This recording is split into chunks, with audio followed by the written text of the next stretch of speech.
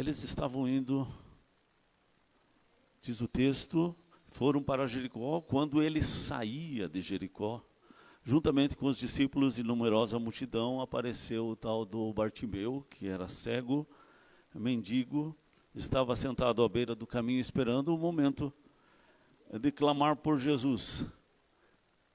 Jericó não era aquela cidade de Jericó daquela época que caiu os muros. Diz os historiadores que Jericó é uma nova Jericó da época, que Herodes tinha feito uma construção muito grande de pedra para que sobrevivesse o tempo e o nome dele não fosse esquecido. Mas eu nem sei que Herodes que é. Porque Herodes é um título, como faraó, imperador, César.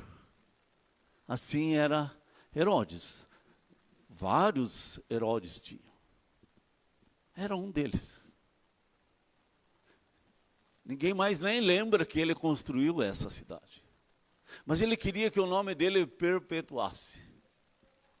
Que fosse sempre lembrado, quando alguém chegasse lá e visse aquela grande construção de pedra, pudesse perguntar: pai, o que é aquela construção? E o pai pudesse dizer: foi Herodes que construiu isso. Para que o nome ficasse célebre do jeito que é o anticristo. Do jeito que é Babel, assim também era o coração de Herodes. Aí, eles estavam saindo dessa cidade, encontraram, estava ali à beira do caminho Bartimeu, um cego, mendigo, e ele clamava por Jesus. Ele chamava Jesus de Nazareno, chamava Jesus de filho de Davi. Ele cria que Jesus era o Messias. Essas frases eram frases que davam um perfil a respeito do Messias. Como filho de Davi era muito claro. Nazareno não era tão claro, não era tão evidente, mas é aquela ideia de Jesus mora em Nazaré, numa região não muito interessante, mas dá uma visão a respeito daquilo que a profecia dizia assim: sem aparência, sem formosura, não havia beleza que nos agradasse. Era um servo, era alguém que não chamava atenção. Assim seria o Nazareno. Tanto que Natanael diz: de Nazaré pode sair alguma coisa boa, e era uma referência também ao Messias, a Jesus, porque Jesus era de Nazaré. E no caso, também quando fala a respeito de Davi, fala de Jessé, que era o seu pai, fala do tronco de Jessé, da raiz de Davi, um ramo, que às vezes o ramo não tem muito valor, mas ele fala de um rebento desse tronco seco, e desse rebento é um galho novinho, que tem vida, que sai de um tronco que aparentemente não tem vida. É como se você vai num determinado tempo lá no Nordeste, você vê tudo seco. Mas se você vai em outro tempo, que é o tempo das chuvas, você vê tudo verde. No tempo que é seco, você pensa assim: não tem vida nesse lugar. No tempo das chuvas, está tudo verde, bonito, muda o cenário. Assim também no Mato Grosso, em algumas regiões. E assim era a figura de Jesus, a figura do Messias, em alguns textos do Velho Testamento. E ele seria chamado Nazareno. Mateus, discípulo de Jesus, fala isso, né? Quando ele clamava por Jesus, no verso 48, diz o texto, eles repreendiam, a multidão repreendia Bartimeu para ficar calado, porque eles não conseguiam ouvir o que Jesus falava. Então eles repreendiam Bartimeu: Bartimeu, Jesus não tem tempo para você. Você está incomodando a gente, para de gritar. Ele não vai te ouvir.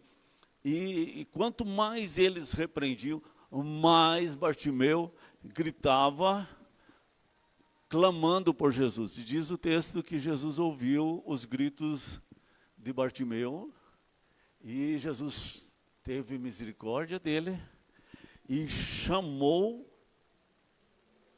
por Bartimeu. E essa mesma multidão que dizia, fique quieto, cala-te, agora tem que dizer assim, olha, ele te chama, ele te chama. E ele foi até Jesus. Diz o texto assim que ele deu um salto, lançou de si a capa e foi até Jesus. Então, muitas vezes no Evangelho acontece pessoas estarem repreendendo, pessoas sendo obstáculos para outros chegarem até Jesus. Jesus falou assim que ele tem os pequeninos, não é só crianças, como Natan. Ele tem muitos pequeninos, aqueles que estão conhecendo o Evangelho e são muito novos na fé, mas que aquele crente mais velho, que é tropeço para esse que está começando no Evangelho, Jesus diz assim, era melhor que se amarrasse uma pedra de moinho no pescoço dele e jogasse ao mar. Tanto é a tristeza de Jesus sobre aquele que dá um mau testemunho para aquele que está começando o Evangelho. É muito ruim isso. Eu lembro assim que meu pai fazia estudos bíblicos na igreja lá do Turvo, uma igreja grande, uma igreja muito antiga, uma igreja familiar. Que os pais levavam os seus filhos à igreja, os netos, bisnetos, era uma igreja de tradição. E muitos dos jovens estavam muito assim alienados ao Evangelho. E meu pai fez estudos bíblicos a alguns desses jovens e eles estavam assim muito animados com os estudos bíblicos. Também tinha música, né, porque a minha irmã era boa de música, então eles formavam coraizinhos e era um tempo muito bom. E alguns daqueles jovens estavam assim animados de se tornarem até mesmo pessoas para compartilhar essas mensagens.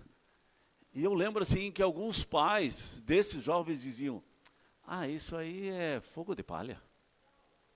Isso aí pega um pouquinho de fogo, logo acaba, logo apaga.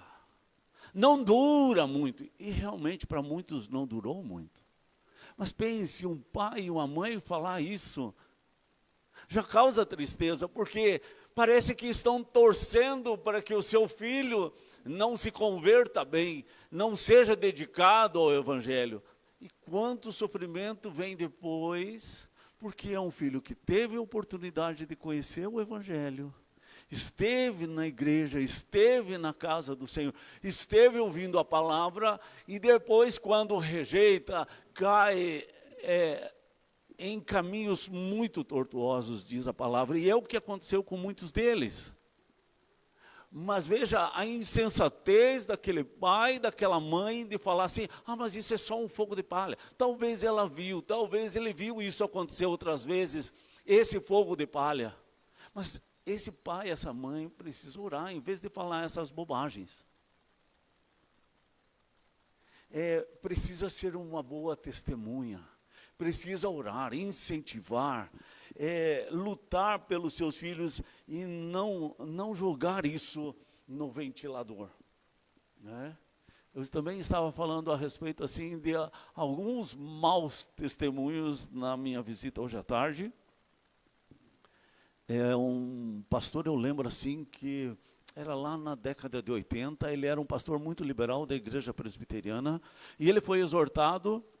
E ele nunca aceitou a exortação, ele acabou saindo da igreja presbiteriana, mas aquele liberalismo dele e o conhecimento da verdade trouxe consequências na sua família. Os seus filhos se tornaram homossexuais.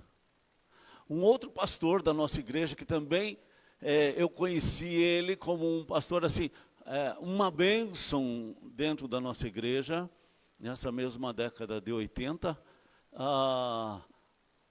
ele tinha uma boa palavra, mas num determinado tempo da sua vida, ele teve um caso com a secretária. E a igreja procurou exortá-lo, discipliná-lo, e ele nunca aceitou a disciplina. ele sempre rejeitou a disciplina.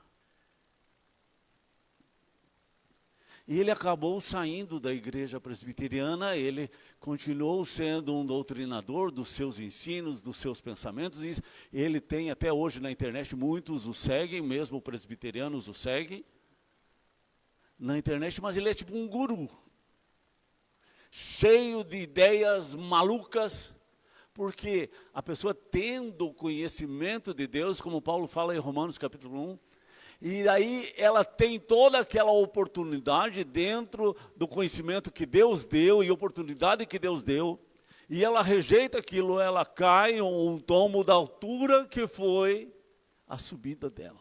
Quanto Deus a levantou, quando ela deixa aquele estado que Deus tinha colocado ela lá, ela cai tudo aquilo. E aí o segundo estado se torna muito pior que o primeiro. Na minha família também, pessoas assim que eram líderes na igreja, de tradição evangélica, mas que tiveram casos fora do casamento. Esses filhos fora do casamento sempre tiveram problemas bem sérios, emocionais e de personalidade e tudo. Assim, pessoas confusas a respeito da sua identidade, até do seu gênero. Então a gente precisa pensar muito nessa questão de repreender o Bartimeu que está clamando, de ser obstáculo para o Bartimeu que está clamando, de ser uma má testemunha para o Bartimeu que está clamando. Jesus ele fala de 4 tipos de terreno, e 2 deles falam a respeito desse problema, daquele terreno pedregoso, que cresce a planta, bonitinho, mas quando vem o sol com força, a planta murcha. Enquanto tinha água naquela terra, mas que era pouca, a planta estava bem, mas quando faltou a água, murchou. Por quê? Está falando a respeito das dificuldades que a pessoa sofre. Mas também o outro terreno é aquele terreno que o terreno é bom em si, mas tem muito mato ao redor. E o mato faz sombra naquela plantinha. E aquela plantinha não cresce. E está falando a respeito dos outros. Está falando a respeito do mau testemunho. Está falando a respeito da provocação, da tentação em relação aos outros. Bartimeu foi uma pessoa que venceu a opinião dos outros. Não deu atenção para a repreensão, para os obstáculos e continuou clamando. Ele não desistiu do seu caminho. Jesus mesmo foi obstáculo para aquela mulher cananeia. E ele diz assim, não se tira o pão dos filhos e dá aos cachorrinhos. Lembra? E ela, por sua vez, tendo uma filha endemoniada, não quis saber de escapar disso e ficar magoada com Jesus e dizer, Jesus, ele não pode ser um Deus de amor, ele não pode ser um Messias que tem misericórdia, porque ele não tem misericórdia. Ele fala uma coisa dessa e eu não vou aguentar isso, eu não sou capacho de ninguém, eu não vou ficar aqui e vou embora. Não, ela ficou. Acredito que ela respirou, contou até 10 e disse, Senhor, mas os cachorrinhos comem das migalhas que caem da mesa dos seus donos. É claro que o primeiro alimento é para os filhos, mas sempre tem uma sobrinha que vai para o cachorrinho. E se eu sou o cachorrinho, eu quero que minha filha receba uma migalha. E diz o texto que imediatamente aquela filha ficou liberta daquele demônio. Por causa da fé daquela mulher. A fé é que faz você transpor obstáculos. E nesse caso, Jesus colocou obstáculos. Nesse texto, quem colocou obstáculos foi a multidão. Mas aquele que tem fé, ele enfrenta os obstáculos. Ele vai além, ele insiste, ele não ouve a opinião dos outros e vai à frente. O pastor Mariano, ele estava contando na mensagem ontem, ele sempre, a vida inteira dele, ele visitou missionários, pastores nos campos missionários. Foi o ministério dele a vida inteira. E num desses lugares que ele foi, o pastor, o missionário lá, estava muito desanimado com a cidadezinha onde ele estava. Não ia para frente, ele não conhecia ninguém, parecia uma cidade fechada. E ele diz assim, eu peguei aquele missionário e disse, vamos sair nas ruas. Vamos sair nas ruas. E saíram, e ele foi. Chegou na farmácia, chegou na loja, chegou no comércio, chegou ali, chegou lá. E apresentou o missionário. E ele diz, aqui nós temos na nossa cidade um missionário da Igreja Presbiteriana do Brasil. Ele vem aqui, ele está disposto de orar por vocês. Aí ele falou a respeito do comércio, ele falou, a tua farmácia é muito importante ter aqui, ela dá emprego, traz remédios para o lugar, mas vocês também precisam de uma oração, vocês precisam da palavra de Deus. E aqui eu estou colocando diante de vocês, apresentando um missionário, que ele pode atender vocês. Quando vocês precisarem, pegue o contato dele e chamem que ele vai estar aqui. E assim ele foi fazendo durante o dia. E aí ele contou assim que o missionário no final do dia já estava vendo a cidade com outros olhos. Porque eu acredito que no início ele viu tanta porta fechada, tanta carranca, que ele não queria mais ficar naquela cidade. Mas quando ele viu sorrisos, quando ele viu recepção, aceitação, ele se animou com a cidade. Então, Deus, ele nos dá estratégias e formas de vencermos as dificuldades, os obstáculos que estão à nossa frente. Também no verso 48, além da repreensão da multidão, além da insistência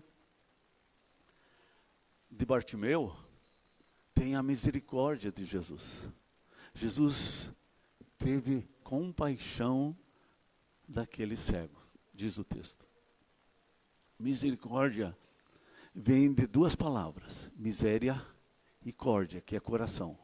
É paixão profunda pela miséria. Lembra assim de cardiologia? Cardia é coração, cardia, misericórdia, cardia. Aí, quando você lê o texto, em qualquer lugar que você lê a palavra misericórdia, lembre disso. É uma paixão profunda pela miséria de alguém. Os filhos de Deus, eles têm misericórdia pela miséria de alguém. Os filhos de Deus, eles não vivem a vida só para trabalhar e ganhar dinheiro e juntar bens. Trazer mantimento para a sua casa, para os seus filhos, dar formação aos seus filhos, dar um bom casamento para os seus filhos. Não. Os filhos de Deus, eles são misericordiosos. Os filhos de Deus, eles têm uma missão em relação ao outro. É uma tarefa em relação a alguém. E é algo que está no coração, que Deus coloca no coração, é misericórdia. Jesus olhou para as multidões, diz o texto que ele compadeceu-se dela, que era como ovelhas que estavam sem pastor. Jesus, ele tem compaixão, Jesus transmite isso para nós, porque Jesus vive dentro de nós e nós também temos compaixão. A primeira vez que eu preguei esse texto, eu coloquei assim o assunto desse texto, o dia que Jesus aparece.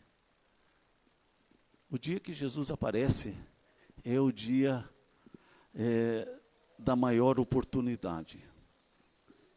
Gente, Bartimeu não tinha ideia da oportunidade que estava à sua frente. Ele sabia que Jesus podia curá-lo. Isso para ele já era muito bom. Não tinha uma bênção maior que um cego voltar a ver. Nada chega perto. Quantas vezes eu já pensei assim, como é ser cego? Eu já me coloquei nessa situação.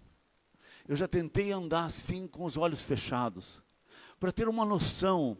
E eu sempre fui muito grato a Deus em muitas situações assim, porque eu consigo ver as pessoas, eu consigo ver a estrada, eu consigo ver assim o horizonte. Eu sou uma pessoa assim que me alegro muito de ver as coisas que Deus fez. E eu admiro muito as coisas que Deus fez. Eu admiro o céu, eu admiro as pessoas, eu admiro as coisas e eu tenho uma gratidão muito grande por poder ver. Esse homem não podia ver. Eu acredito assim que a coisa maior na sua vida era poder ver.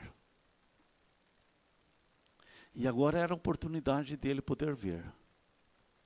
Então o encontro com Jesus era o dia da maior oportunidade, porque Jesus poderia curá-lo, né? Mas diz o texto que Jesus não só curou ele, e antes de curar a sua vista, Jesus disse assim: a tua fé te salvou. Então ele não foi só curado por Jesus, ele não foi só curado a sua vista, ele foi curado a sua alma. Porque muitos poderiam ser curados, como foram, muitos leprosos foram curados, mas não foram salvos. Jesus, a primeira coisa que fez com esse Bartimeu foi salvar o Bartimeu, restaurar a sua alma, dar vida eterna a ele, perdoar os seus pecados. É como ele diz para o paralítico: levanta e anda. Perdoados estão os teus pecados. É isso que ele está dizendo para o Bartimeu: eu estou perdoando os teus pecados. Eu vou ser crucificado no teu lugar. Eu vou te dar uma nova vida. Você vai nascer de novo. Vai ser criado dentro de você um novo homem, um novo Bartimeu, que é a imagem de Jesus Cristo, na essência de Jesus Cristo, no DNA de Jesus Cristo. Então isso vai fazer diferença na tua vida. Veja a oportunidade.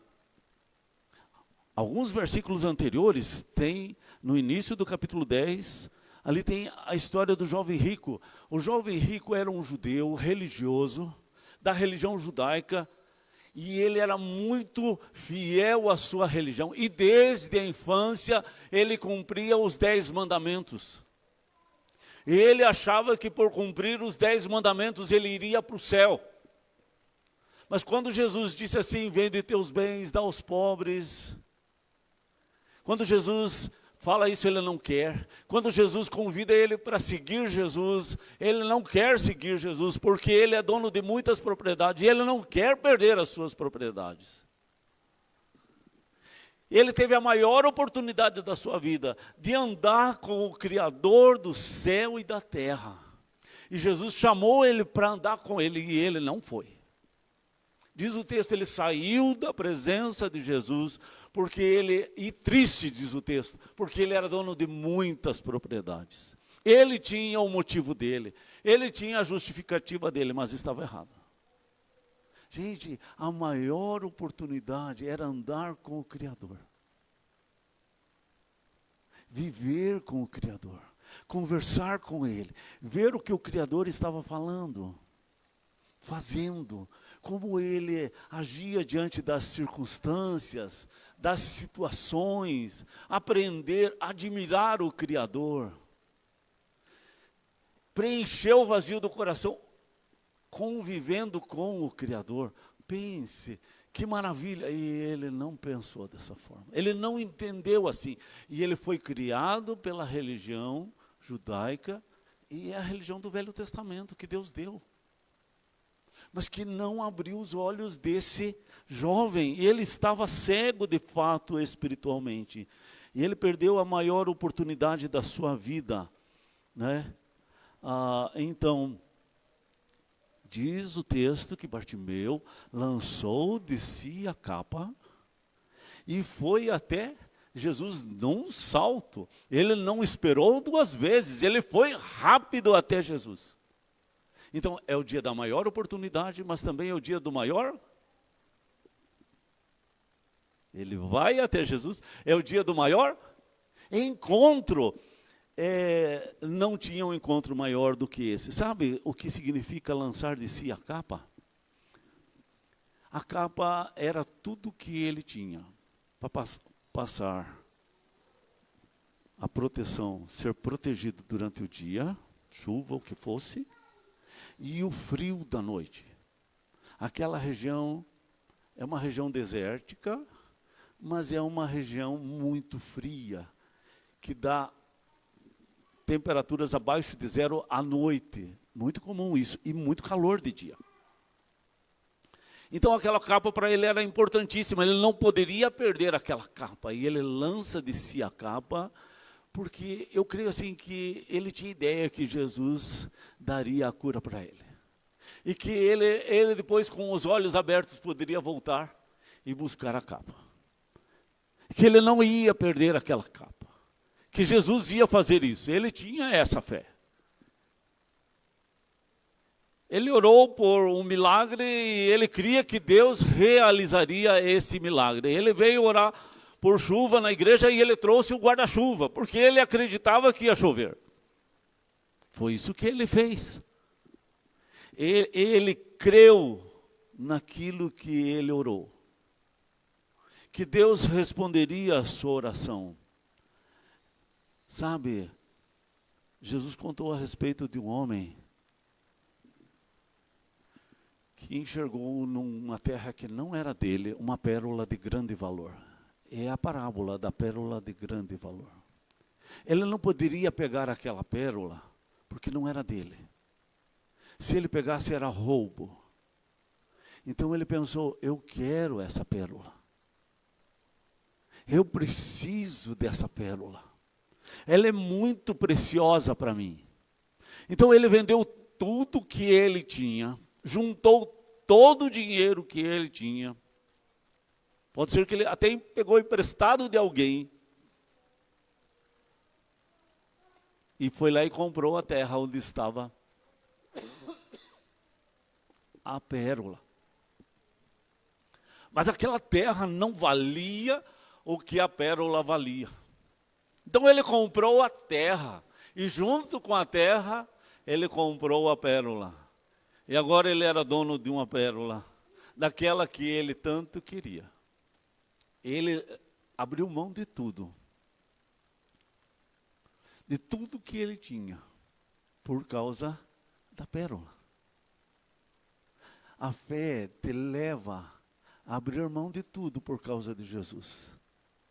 Você é como um barquinho à vela, pequeno, que o vento leva aonde quer, diz Jesus em João 3.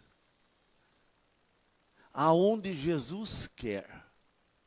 É o vento do Espírito que te leva. Você não manda mais em você, você não manda mais na tua vida. Você começa a ser soprado pelo Espírito Santo. E foi isso que esse homem fez. Ele abriu mão de tudo, dos seus planos, dos seus projetos. Eu gostei daquela palavra, se Maria tinha um projeto para a vida dela. Casar com José, ela já era noiva.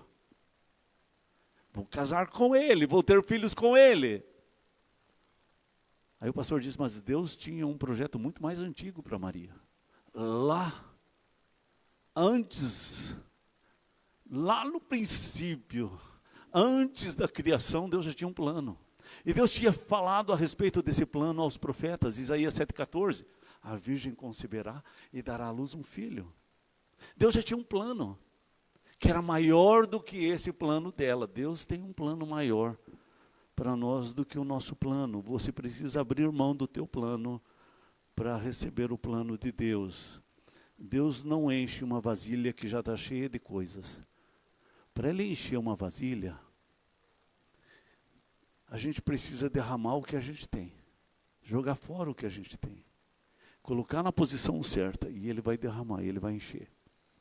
Mas a gente precisa derramar fora o que a gente tem. Os nossos planos, para receber o plano dEle. E o plano dEle sempre é melhor, né? Então, Deus fala assim, de todas as coisas importantes, no final, o que sobra é a fé, a esperança e o amor. A fé, a esperança e o amor. De tudo que você considera mais importante, no final vai sobrar a fé, a esperança e o amor. E ele diz, no final ainda, na eternidade, só vai sobrar o amor. A fé não vai mais existir. A esperança não vai mais existir. Porque quando você chegar lá, você não espera mais pela eternidade com Deus, você já está lá. Você não precisa mais ter fé para estar lá. Só vai sobrar o amor de Deus na tua vida. A fé é para o nosso tempo. Enquanto a gente não vê, a gente crê. Naquele dia nós vamos ver. Daí nós não precisamos mais crer. Porque a gente vai estar diante dele. E vai vê-lo como ele é. E nós vamos nos ver como nós somos. Ele vai abrir os nossos olhos. Então as coisas vão ser muito diferentes. No verso 51, Jesus pergunta assim, o que queres que eu te faça? E o cego disse, que eu torne a ver, meu Senhor. Que eu torne a ver. Por que Jesus pergunta, o que queres que eu te faça? Era claro que ele queria ser curado. Era claro que ele queria voltar a ver.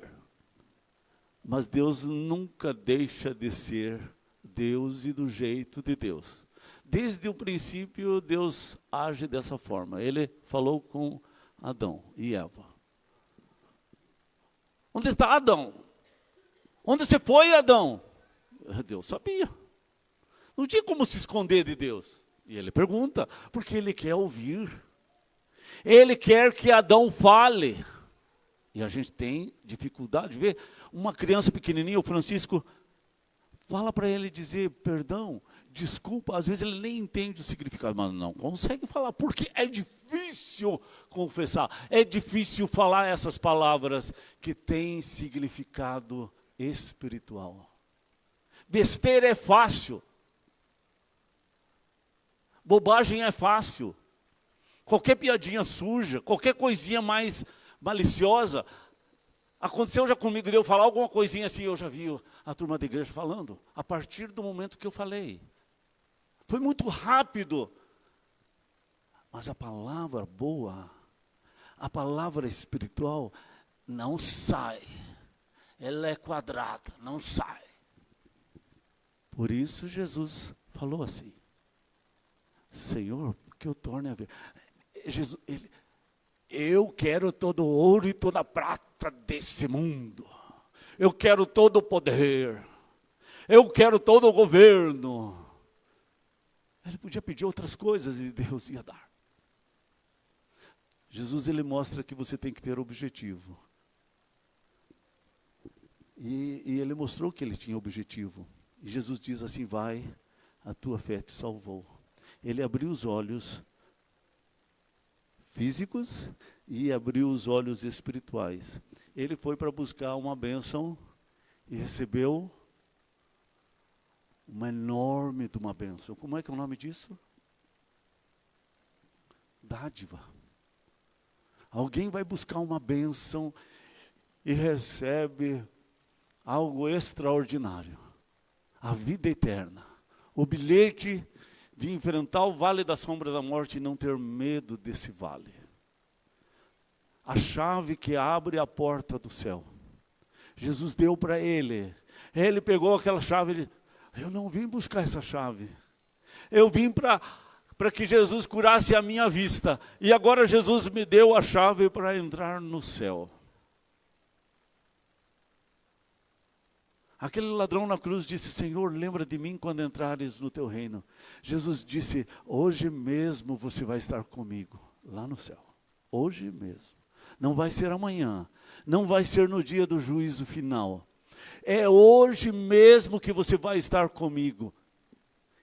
Não tinha uma bênção maior que essa. Acredito que a alegria dele era tão grande, dessa promessa de Jesus, que a dor, o sofrimento da cruz diminuiu. Por causa da alegria do Senhor. O dia que Jesus aparece é o dia da maior oportunidade. É o dia do maior encontro. e é o dia da maior dádiva.